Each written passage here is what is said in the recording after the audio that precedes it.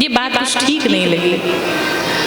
देव ऋषि नारद ने कहा, महाराज मैं पृथ्वी पर आया, सब कुछ छोड़ करके कि पृथ्वी पर जाएंगे, बढ़िया भजन मिलेगा, बढ़िया कीर्तन होगा, खूब आनंद आएगा, पर हमें कहीं शांति नहीं मिली। देव ऋषि नारद जी कहते हैं कि अहम तो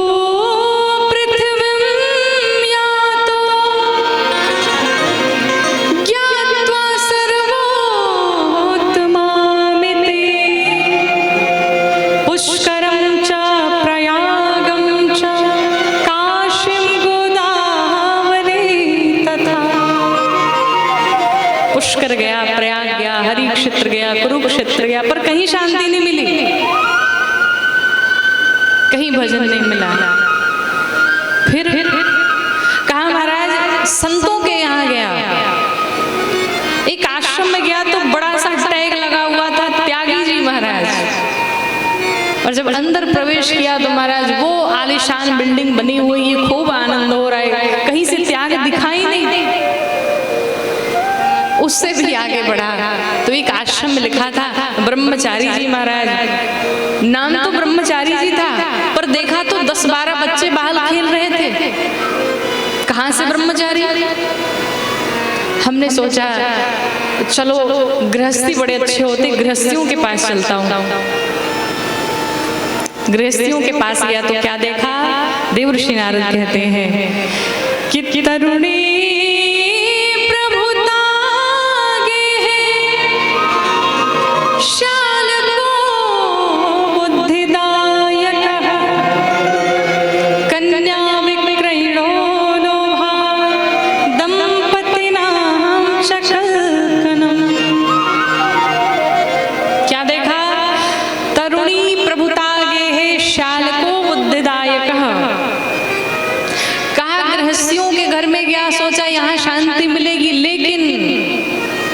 गृहस्थियों की तो और बुरी स्थिति है, घर में माताएं मालकिन बने बैठी हैं, बड़े बुजुर्गों की कोई नहीं सुनता है।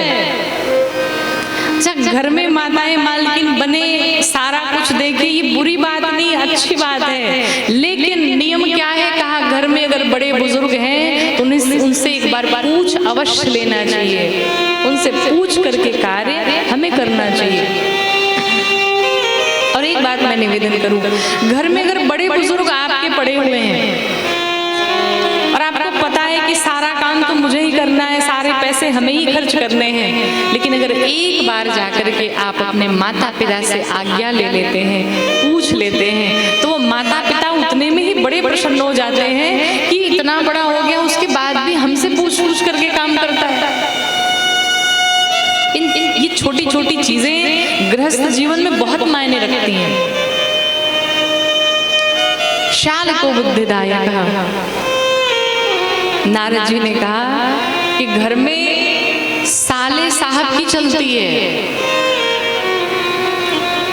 ये हमारे वाक्य नहीं है, ये देव ऋषि नारद कह रहे हैं। देव ऋषि वृंदावन में एक कहावत है कि दीवार बिगाड़े आरो और घर बिगाड़े सारो।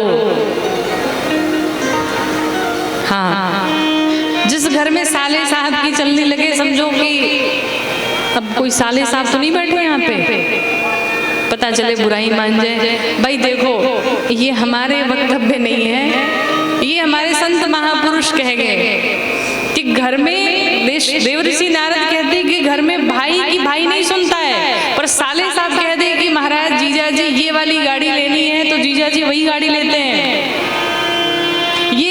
ये समय आ गया है। देव ऋषि नारद बड़े चिंतित हैं। देव ऋषि नारद ने कहा, सत्यम नास्ति तपः शौचम दया दानम न विद्यते उदर भरिणो जीवावरा का कूट भाषणः। अर्थात इस संसार में, इस कलयुग में कुछ भी नहीं है, ना सत्य है, जीवन में किसी के सत्य नहीं है, सब झूठ बोलते रहते हैं। शौच नहीं है, अर्थात जीवन में पवित्रता नहीं है। निश्चित रूप से अगर आप एक साधक हैं, एक उपासक हैं, एक भक्त हैं, तो भक्ति के साथ साथ आप सभी को शुचिता का अवश्य ध्यान रखना चाहिए, जीवन में पवित्रता का अवश्य ध्यान रखना चाहिए। जीवन में किसी के दया नहीं है,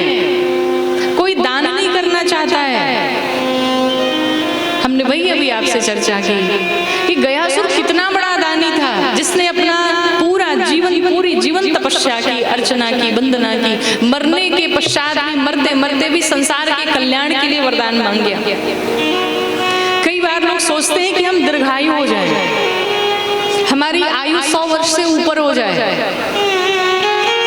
पर हम आपसे एक बात कहना चाहेंगे कि वो व्यक्ति दीर्घायु नहीं है जिसकी आयु 100 वर्ष की है, बल्कि वो व्यक्ति दीर्घायु है जिसकी कीर्ति जीवित है, वही जीवित है, कीर्ति यशस्व जीवित। कोई आया इस संसार में 100 वर्ष जी करके चला गया, पर संसार हित के लिए, समाज कल्याण के लिए एक कार्य नहीं किया, और कब आया, कब मर गया, चला गया, किसी को पता भी नहीं चला। ये जीना भी कोई जीना है क्या? कोई मतलब नहीं इस जीवन का। लेकिन अगर आपकी आयु मात्र 20 वर्ष की ही है, 30 वर्ष की ही है, पर उस 20, 25, 30 वर्ष में आपने समाज के लिए ऐसा काम कर दिया कि आपके जाने के पश्चात भी लोग आपको याद रखेंगे, यही मानिए कि आपकी आयु लंबी हो गई, आप अमर हो गए सदैव सदैव के लिए।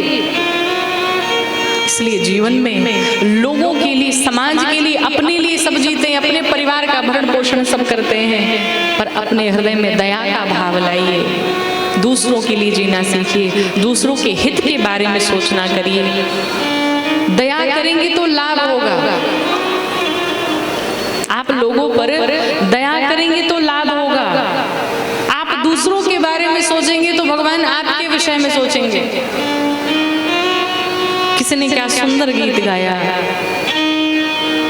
कि हमने आंगन नहीं बुहारा, कि हमने आंगन नहीं बुहारा, तो कैसे आएंगे भगवान, कैसे आएंगे भगवान, कैसे आएंगे भगवान। ओ हमने आंगन नहीं बुहारा, हमने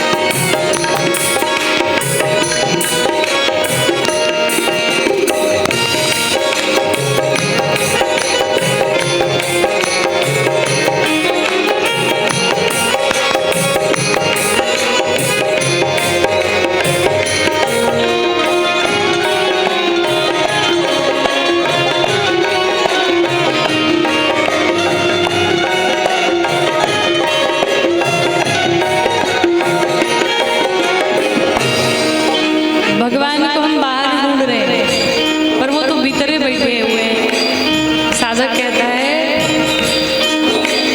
अंतर के पट खोल देख लो, ईश्वर पास मिलेगा।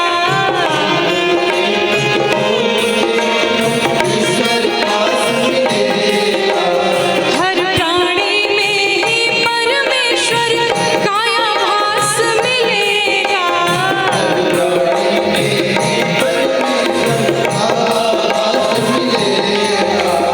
अंतर के पट खोल देख लो, ईश्वर पास मिलेगा।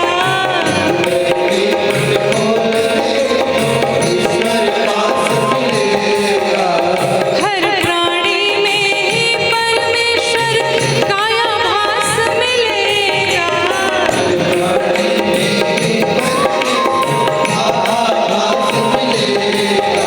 लेकिन सच्चे मन से नहीं पुकारा,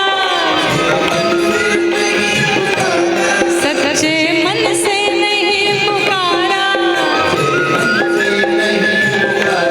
कैसे आएंगे भगवान, कैसे आएंगे भगवान।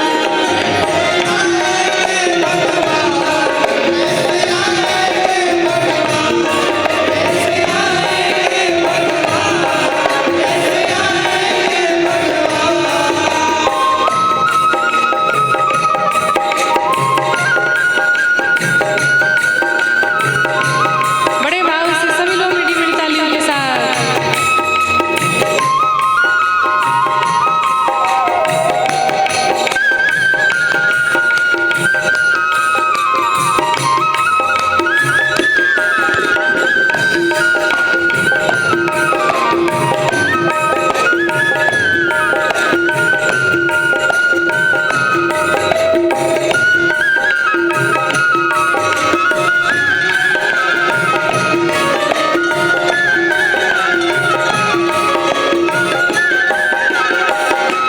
के बाद उसे साइड में रख दे, भाई हम तो चले अपने काम में बिजी हो गए, छोड़ दे बच्चे को।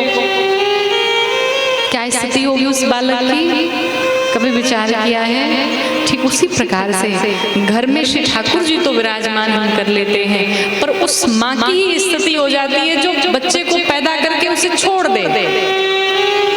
ठाकुर जी ने कब खाया नहीं खाया, क्या पाया क्या नहीं पाया, कोई मतलब नहीं है, हम अपने कामों में व्यस्त हैं। जिस प्रकार से एक छोटे से शिशु के लिए चिंता रहती है एक माँ को, अब वो थोड़ा सा बड़ा हो रहा है, अब दूध के स्थान पर उसे थोड़े थोड़े भोजन भी कराएं, थोड़े थोड़ा अन्न भी खिलाएं। अब उसे गर्मी लग रही तो गर्मी के कपड़े लाएं, ठंड लग रही तो ठंडी के कपड़े लाएं, उसे हर चीज की व्यवस्था हम देते हैं। जिस दिन आप भगवान को चैतन्य मान लें, उस दिन भगवान हमारे आपके पास ही मिलेंगे।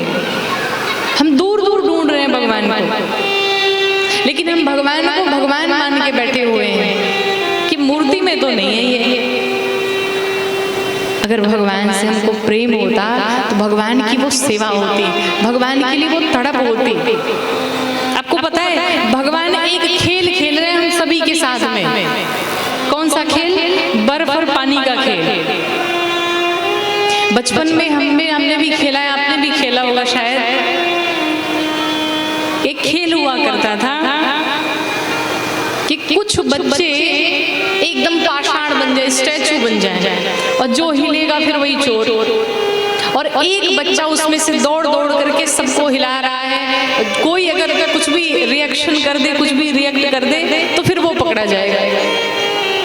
ठाकुर जी भी यही कहना चाहते हैं कि मैं तो पाषाण बना बैठा हुआ हूँ, अगर तुम्हारे भक्ति में सामर्थ्य है, तुम्हारे प्रेम में सामर्थ्य है, तो तुम मुझे चैतन्य बना के देख। भगवान को अगर भगवान माने तो भगवान को न भूख लगती न प्यास लगती, भगवान को कोई प्रभाव नहीं पड़ता है। पर अगर भगवान से हमारा प्रेम है, एक संबंध जुड़ा हुआ है, तो भगवान को भूख भी लगती है, उन्हें प्यास भी लगती है, उन्हें गर्मी भी लगती है, उन्हें ठंड भी लगती है, वो सोते भी हैं, वो जगते भी हैं, सब कुछ सारी क्रियाएं करते हैं। इसलिए भगवान को विग्रह न माने, भगवान से एक संबंध जोड़े। और दूसरी बात, संबंधों की चर्चा समाज में न करें। कई बार ठाकुर जी को ले के लोग मेले में, मार्केट में घूमते चले जा रहे हैं। आजकल बड़ी बड़ी बुरी स्थिति है। कभी भी ठाकुर जी को लेकर के घूमना तो बिल्कुल नहीं चाहिए। ये नियम तो हम लोग से नहीं हो पाता, संभव भी नहीं है। पर आपसे कहें, आपके घर के जो ठाकुर जी है ना, उन्हें जितना हो सके छिपा करके रखिए, दिखाना कम करिए। अब मार्केट में लेकर के गए, एक हाथ से गोलगप्पे खा रहे हैं और बगल में ठाकुर जी को दबाए हुए हैं। बेचारे ठाकुर जी शुद्ध हुए कि नहीं, क्या स्थिति उनकी बना रहे हैं लोग। तो घूमना बंद किया जाए। 2-3 दिन के लिए अगर आप कहीं बाहर भी जाते हैं तो हमारे शास्त्रों में नियम है मानसिक पूजा की। आप जहां कहीं भी है वहीं बैठ करके आंखें बंद करिए और प्रातः काल जैसे आप भगवान का भजन करते, उनका श्रृंगार करते, उन्हें स्नान कराते, उन्हें कपड़े पहनाते, जो भी करते हैं वो सारे श्रृंगार दर्शन आंखें बंद करके ठाकुर जी का करिए। तो 2-3 दिन के लिए तो ये उपाय है। उससे ज्यादा दिन के लिए अगर आप कहीं बाहर जाते हैं तो या तो घर के बगल में कहीं दे करके जाएं, या साथ अगर ले करके जाते हैं तो पूरी व्यवस्था के साथ पहुंचिए। घर में भगवान आ जाएं और उनकी सेवा ना हो तो बड़ा दोष लगता है। इसलिए मेरा निवेदन है कि अगर ठाकुर जी घर में आ रहे हैं तो पहले पूरी रचना, इनकी सेवा कैसे होगी, क्या क्या करना है, क्या क्या नियम है। अन्यथा अगर आपको बड़ी इच्छा है तो ठाकुर जी की कोई चित्र लेकर के आइए और उस चित्र की ही पूजा करिए, क्योंकि चित्र में कोई दोष नहीं होता है। पर अगर घर में मूर्ति विराजित है तो निश्चित रूप से दोष लगता है। भगवान को पाषाण नहीं, भगवान से प्रेम करिए। और संबंध क्या आपने जोड़ रखे हैं, पिता का संबंध, भाई का संबंध, पुत्र का संबंध, जो भी संबंध आपने जोड़ रखे हैं, संसार में उसकी चर्चा ना करिए। कई बार लोग कहते हैं हमारा तो इनसे भाई का संबंध है, हमारा तो इनसे पिता का संबंध है। इस संबंधों का प्रचार न करिए, क्योंकि भगवान को प्रचार प्रिय नहीं है। भगवान संबंधों को गुप्त रखना चाहते हैं। और एक बात का ध्यान रखिएगा, हम जिससे प्रेम करते हैं आप अपने जीवन में अनुभव करिएगा। आप संसार में जिससे अत्यधिक प्रेम करते हो, जिससे आपसे बड़ा प्रेम हो, अगर आपने लोगों को बता दिया कि इनसे हमारी बहुत बनती है, बहुत अच्छी चलती है, बड़ी अच्छी मित्रता है, निश्चित रूप से नजर लगेगी और वो संबंध एक दिन टूट जाएगा, वो संबंध विच्छेद हो जाएगा। इसलिए हम जिससे प्रेम करते हैं, जो हमारा प्रियतम हो, वो मित्र हो, कोई भी संबंध हो, जिससे भी बड़ा प्रेम हो, उस संबंधों को छिपा करके रखिए। तो भगवान को प्रदर्शित ना किया जाए, ये अनुभव का विषय है। भगवान को अनुभव किया जाए और भगवान से प्रेम किया जाए, तो वो भगवान सच्चिदानंद है। और देवऋषि नारद आज सनत कुमारों से चर्चा कर रहे हैं। कहा महाराज कहीं शांति नहीं मिली, गृहस्थों के यहाँ भी शांति नहीं मिली। अंत में चलते चलते श्रीधाम वृंदावन पहुंचा। वहां पर हमने एक दृश्य देखा, एक स्त्री को देखा जिसकी गोद में 2 मूर्छित पड़े हुए व्यक्ति पड़े थे। हमने पूछा कौन है आप? उन्होंने कहा मेरा नाम भक्ति है और ये 2 मेरे पुत्र ज्ञान और वैराग्य हैं। निश्चित रूप से आज के समय में भक्ति तो है पर ज्ञान और वैराग्य नहीं है। ज्ञान वैराग्य का मतलब आप समझ गए होंगे, हमने अभी चर्चा की थी। ज्ञान वही जिसे सही और गलत का ज्ञान हो जाए। तो आज के समय में भक्ति है हृदय में, पर सही गलत का हमें भान नहीं है, हम किए जा रहे हैं। देवऋषि नारद ने कहा वो दोनों मूर्छित पड़े हुए थे, पर भक्ति महारानी युवा है, जागृत है। हमने उन्हें सब कुछ सुनाया, वेद वेदांत सब कुछ पढ़ के सुनाया, पर कोई प्रभाव नहीं पड़ा। सनत कुमारों ने कहा बस एक उपाय है, उन्हें श्रीमद् भागवत महापुराण की कथा श्रवण कराई। देवऋषि नारद ने कहा महाराज अब वक्ता हम ढूंढने कहाँ जाएंगे, कृपा करिए और आप ही हमें श्रीमद् भागवत महापुराण की कथा श्रवण कराइए।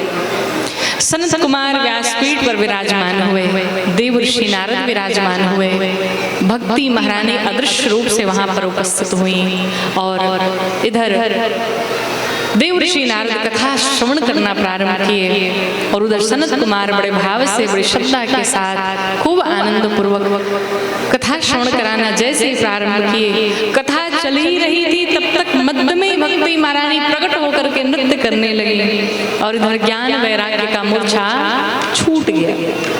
भक्ति महारानी विचार करने लगी कि अभी कथा के प्रारंभ में ही ज्ञान वैराग्य की मूर्छा समाप्त हो गई, ये स्थिति बन गई। अगर पूरी भागवत जी की कथा अगर साप्ताहिक हम श्रवण कर लेंगे तो इसका क्या प्रभाव पड़ेगा। सभी मिलकर के कीर्तन गाने लगे, सारे देवी देवता यहाँ उपस्थित हो गए कि श्री कृष्ण गोविंद हरे